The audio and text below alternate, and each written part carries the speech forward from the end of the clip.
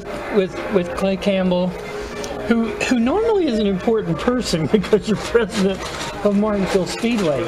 How do you feel when you're just another one of the drivers going to go out there today and have some fun? Well, I think I do a pretty good job at separating when I'm a driver and when I'm a track operator. And when I'm driving, I'm totally committed to doing that. I love it. That's what I do. And then when I'm on the business side, I love that too. So I got the best of both worlds.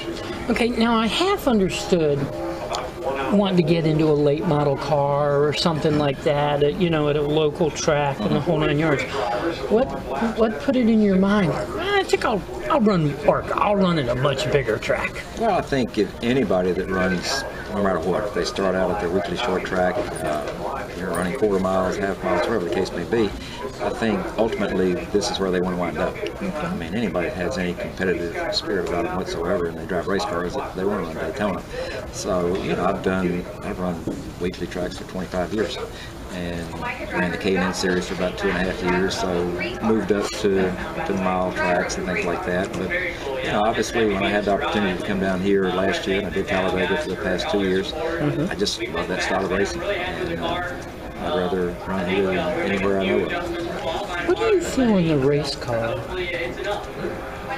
that you don't feel when you're the president on a race weekend with fans all over the place, just the same as today? I think it's a good, being on the business side of it. When I have my race weekend, you got so many things running through your mind. When you're a race car, it's pretty straight line. I mean, you don't have a lot of distractions. You got to be focused on one thing, whereas it's totally different being a track president. So, and secondly, it's kind of my stress relief. I mean, I've said before, a lot of people do skiing, golf, or whatever. I don't do any of this stuff. I drive race cars, and that's how I relax, and that's how I enjoy my off time. Did your grandfather ever tell you were crazy for wanting to race? Well, he basically threatened me if I ever did it. He told me what he would kick if he ever caught me in a race car. So I did do some driving while he was still alive, and he didn't like it. I spent many Monday mornings in his office getting chewed out to do it. So if he knew I was down here, it wouldn't be pretty. So silently he's... Yeah, he's not happy.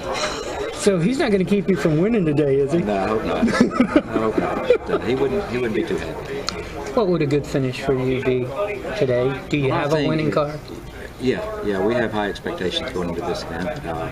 Kenny Schrader, I go way back with Kenny. He's always had good stuff wherever we ran, and they put a lot of effort into this. Federated Auto Parts sponsoring it. Mountain Dew, so I've got good support behind it. But the team has done an exceptional job. We were third quickest in the draft on Thursday. And qualified 15th, so I think we've got a good shot. The biggest thing here is just if you can make it through the race and be there at the end, then you got a shot at it. You got as good a shot as anybody, but getting through the race, that's the difficult part, and not getting caught up in somebody's mess. So that's what we're going to try to do, stay clean for 65, 70 laps and then see what happens. That sounds great. Now just one more question for you. I ask fans constantly, name the track that was at the start of NASCAR and is still the only track in NASCAR top level today. And they never get it right.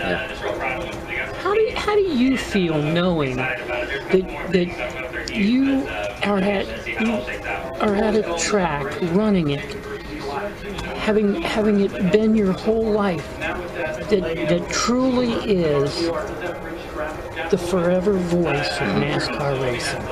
It's pretty neat, and this may sound odd, but I like that they never get that Martinsville is that track, because I think that proves that we have grown and progressed as time goes on and modernized the facility, so nobody would think, man, this thing's been around here for 60-some years. So mission accomplished on that. I'd rather than think that. So I think we're doing something right.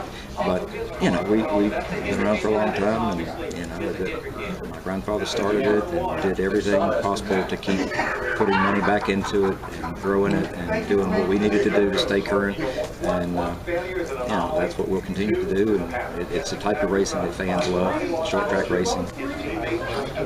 It's just great. So, like I said earlier, I get to enjoy both sides of the fence, and pretty lucky guy. Okay, so now you're going to make me ask another question. You probably got another 30 years there, right? I don't know. I'm giving you some credit. Who from your family replaces you, like you replaced your grandfather? Probably nobody in the family. I'm the last of the family members at the track, and my son really had. He's going off on a different direction than I did. I grew up at the track. Right. That's all I ever wanted to do. Right. Whether it be what my grandfather did or whether it be what I'm doing today, that's all I had interest in. Okay. Kids today, my kids, they have no interest in doing that, and there's so many other things to do. They understand the significance and the importance of it, but they're not interested. So I'm the last of the family. Well, my hope is that anyone who goes to Martinsville will never forget the names Clay Earls and Campbell. Appreciate it. Thank you very much. Anytime, Sam. All right. Good to talk to you.